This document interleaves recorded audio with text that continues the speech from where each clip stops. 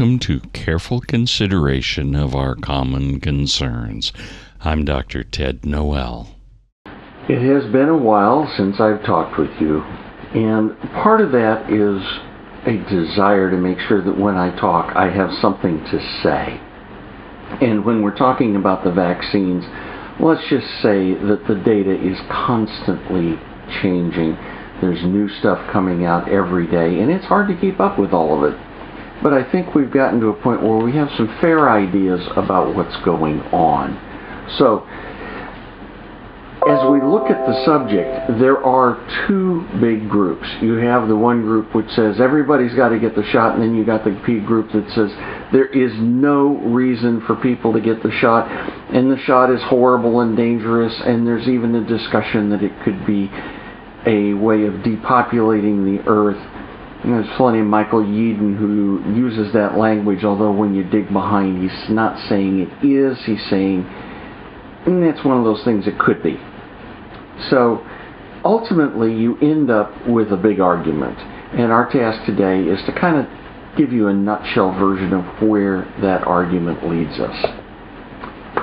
And the first thing to say here is that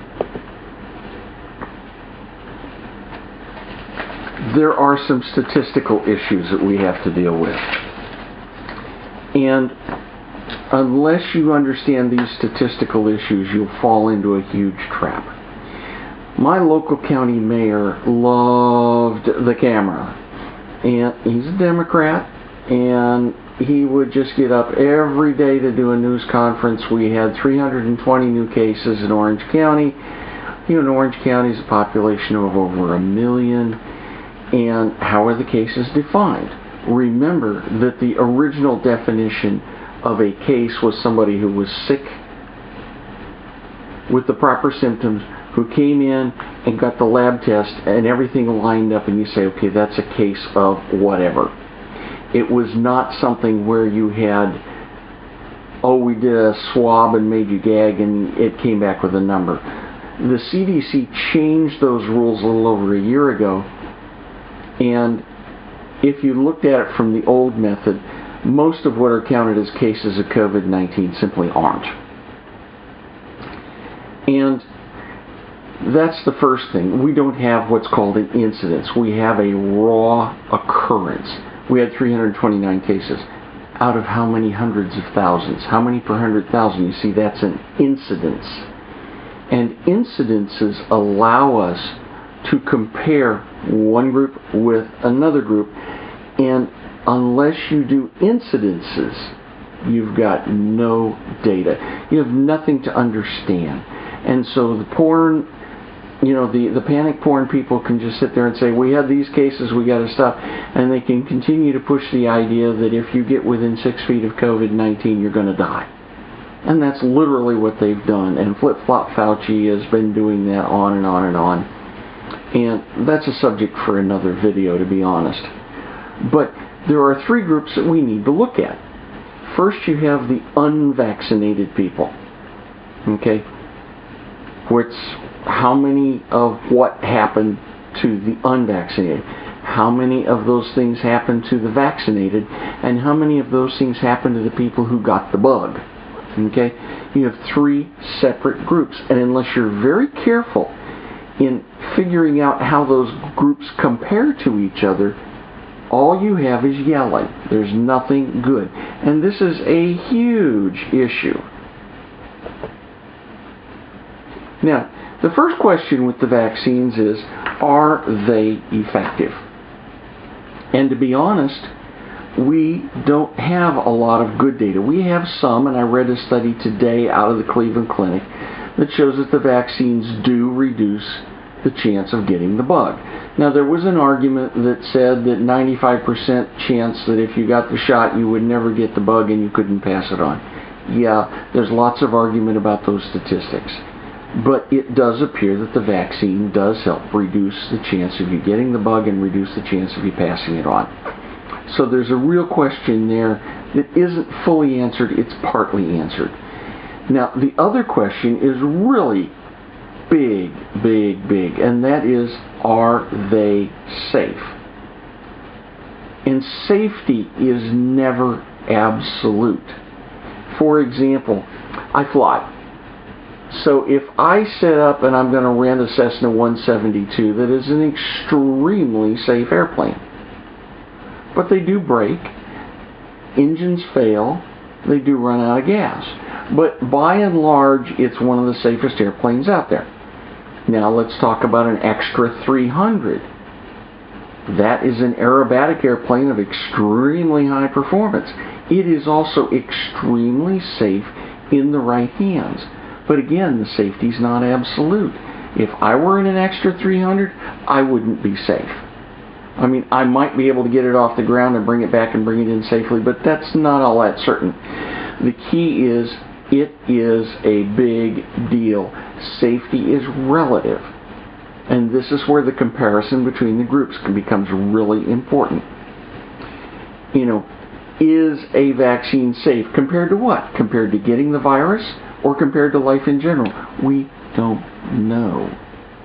That data is still being collected. Now, as we look at it, we have and I'm just going to talk about the Pfizer and Moderna vaccines. I'm not going to worry about the J&J because it works a little different. But Pfizer and Moderna both got provisional clearance from the FDA. When you look beyond that, now Pfizer has asked for permanent approval. We got this great drug, it's doing perfect things. Well, that's not entirely certain. There are a lot of authorities who point out problems from the spike protein. And remember that the vaccine codes for the spike protein. But once again, when they're looking at that, there's almost no comparison between who got infected, and spike protein's part of infection, or who got the spike protein as a result of the vaccine and what happened. We don't have any comparison. So the numbers are meaningless at this point. We'll get those numbers, but we don't have them yet. Now, the spike protein is that little nubbin you've seen on all those pictures of the virus. They're drawings of it. And it allows the virus to attach to the ACE2 receptor. Now, it is the key element coded for by the vaccine. Why they chose that one? Well, it's the obvious one out on the surface. They could have chosen other things. They could have chosen the furin cleavage site. They could have chosen the glycan coats. You know, there's a whole bunch of different parts of the virus they could have chosen, but the spike protein was easy. So they coded for the spike protein. And you get the shot, the mRNA goes in the cell, it hits the ribosome, you make spike protein, the cells shed the spike protein, and your immune system says, oh boy, bad stuff, and mops it up, and you develop immunity. Nice theory, and generally works pretty well. But it is now known that that spike protein ain't all it was cracked up to be. Even though the body clears that protein most of the time. And the last time I recorded about the vaccine, I said that all of the stuff went into the ribosome and within 24 hours was wiped out and could not get into the DNA. That statement was incorrect. I didn't know it was incorrect at the time, but there is an interesting study that has looked at people who got COVID-19, they got well, but they still kept testing positive for COVID-19. And somebody said, okay, what's going on? And they actually did DNA samples on these people and discovered, lo and behold, there was what's called a reverse transcription from the RNA into the DNA. So you have virus genome now part of the DNA in the cell. This is very important because it means you're going to continually make whatever the protein is, typically the spike, but it could be any of those others, for the rest of your life because it's part of your cellular machinery. It doesn't mean that you're making viruses, because I don't think that they found the entire virus genome in there. What it means is you're making some virus proteins. And is that a problem? Well, yeah, but how big? We don't know. We know there are some. Is it 1%? Is it 5%? Is it 50%? I don't think it's 50%, but it might be 1 or 2%. We don't know who the people are yet who have this possibility. But we do know that chances are that you cannot pass it on. But, and this is huge, we know that the spike protein concentrates in the ovary of childbearing age women. That means that the eggs can get spike protein reverse transcribed in, and now you pass it on to the baby so that it continually makes the spike protein. And guess what? As I said, the spike protein is a bit toxic. There is a syndrome now called neonatal hemorrhagic diarrhea that comes from the spike protein in the newborn. Now, some of this comes from breastfeeding mothers who are shedding the spike protein, and it goes through the breast milk. It can also get there if the baby is making it themselves. And remember, before a baby's 6 months old, its immune system is not mature. So that's why breastfeeding is generally good for them, because they get immunity from mama. Now we've got an interesting issue. If that thing gets in the egg, what are we looking at? Because it does reverse transcribe almost certainly into the eggs. And in utero, it doesn't have to be the baby's breastfeeding. It can be in the bloodstream of mama going across the placenta into the baby, and you get all of these problems. And I mentioned the fetal hemorrhagic diarrhea. So the spike protein is a bad actor, and we know that it causes clots. Now, it causes microclots in a lot of places. We also know that if you take ivermectin or hydroxychloroquine or aspirin or Zyrtec or Pepsid AC, all of those things reduce the bad things that happen from the spike protein, which raises the question, who should get vaccinated again? Because if you have a healthy immune system, this is a mild disease. You can take some of these simple over-the-counter medicines and you don't have a problem. It's over. It's done. But again, we have to ask the question, is the vaccine as bad as the virus? And that question isn't answered because they're not giving us all of the numbers. Now, we have what's called a vaccine adverse event reporting system. And we get, because of publicity, frankly, we get all kinds of reports of things. And everybody's saying, well, we got this huge number of bad things happen. It's higher than it does with the flu vaccine. Maybe.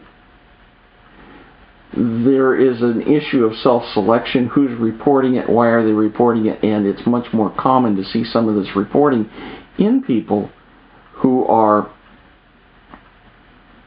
tuned into the news. So, let's go on. Now, let's look at the risk. By age, and this is the risk not of the vaccine, this is the risk of COVID-19. Under the age of 45, the risk is almost nil. All you've got to take is a little bit of ivermectin or Pepsid AC and Zyrtec and some aspirin, or even if you don't get the ivermectin, Pepsid AC, aspirin, and the Zyrtec is enough that all your symptoms will clear quickly, and your chance of anything serious happening is pretty darn small. Between the ages of 45 and 70, it really depends on what else is going on. Are you diabetic? Are you morbidly obese? You're hypertensive? Have you had heart attacks? All that stuff. It really depends on what else you've got going on, whether it's a significant risk. If you get past the age of 70, the risk of this bug is over 400 times as bad as it is in that group under age 45. So you get the picture. In the young and healthy people, the risk basically doesn't exist. And if there's a risk from the vaccine, if this one's a little bit bad and that one's not, how about we go with not, which is if I get sick, I'll get through it. The only people who are at serious risk from COVID-19 are the elderly and infirm. And remember, for years we've been getting flu shots. Who's supposed to get flu shots? The old folks. If you're under the age of 50, 55, don't bother with a flu shot. It's not bad enough to hurt you. They've been saying that for decades. Same thing with COVID-19. Probably under the age of 60, if you're reasonably healthy, don't bother. Oh, and by the way, take a little extra vitamin D. We now know that people who take a little extra vitamin D do really well at not getting sick. So, back to the question, comparative risk. Studies simply don't compare COVID with the vaccine. There's a lot of stuff. Remember the one I told you about where people continue to be positive? Those are people who got sick. They recovered. It wasn't people who were vaccinated. So we really don't have the evidence of reverse transcription in the vaccinated people. We have it in people with COVID-19. So getting COVID-19 is a worse problem than the vaccine for that. Remember, it's for that. We already know it's a whole lot worse in the elderly, that it has real problems in the young. We've talked about clots. I haven't talked about heart damage. There are some really bad heart problems that can come in the young from the spike protein in the vaccine. And we've talked about transmission to the fetus. So, what's likely to be the answer? If you're old and sick, absolutely I would get the shot. Because the theoretical risks and the minor risks that we know about just aren't nearly as bad as the risk of you getting sick from the bug.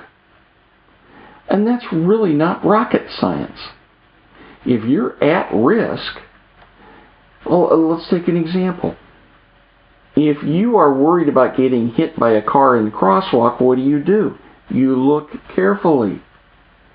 You take precautions when you are at risk. That's it. You don't do anything else. If you're not going to be in the crosswalk, you don't worry about taking precautions because you're not at risk. Now, if you are young and healthy, avoid the shot. The bug is a much smaller risk to you than the vaccine. And, all of this push for vaccine passports and everybody has to get the vaccine, remember, this is talking about herd immunity. And if we look at the Diamond Princess, remember the cruise ship that had COVID and people got sick and there were a handful of people died? All of those people were exposed to the aerosols from the air conditioner, ran it around and around. And how many people even got sick? About 40%. That means 60% of those people, including old sick people, already had immunity to COVID-19, probably because they had a coronavirus cold somewhere in the last year or two. And they share a lot of DNA with each other. So you get the immunity, and it carries on for a little while. So herd immunity from the vaccine, no. Herd immunity is actually from vaccine or COVID-19, and we already know from a study out of Cleveland Clinic in the last day or two that there is absolutely no difference in protection from adding the vaccine to somebody who's already had the bug. There's no benefit, none whatever. As a matter of fact, people who have had the bug have better immunity than people who get the vaccine. Why? Real simple. All those other antigens, the furin binding site, the glycan coats, and all that other stuff, those things are all part of the virus, and you can develop immunity to all of them, not just the spike protein, which is what the vaccine does for you. So, once again, herd immunity, yeah, it happens. It's a moving target. It's not a set number. But if you've had the bug, don't get the shot. There is no reason whatever to get it, and there's every reason not to get it. If you're old and sick, get the shot. The risks that we've talked about are really pretty small compared to the risk of you getting the bug. If you're young and healthy, steer clear, and anybody who wants you to get it, tell them to take a hike. It just isn't worth the risk, because you are unnecessarily exposing you to risk. Now, it may not be a huge percentage, but it is a risk, and you don't need to take it. Until next time, take a look at those links below. Join me on MeWe or on Parlay, the new non-censoring, non-tracking versions of Facebook and Twitter. But if you must use the old left-wing censoring versions, we're still on Facebook and at VidZet on Twitter. The message is what matters. I'm Dr. Ted Noel. Thanks for watching.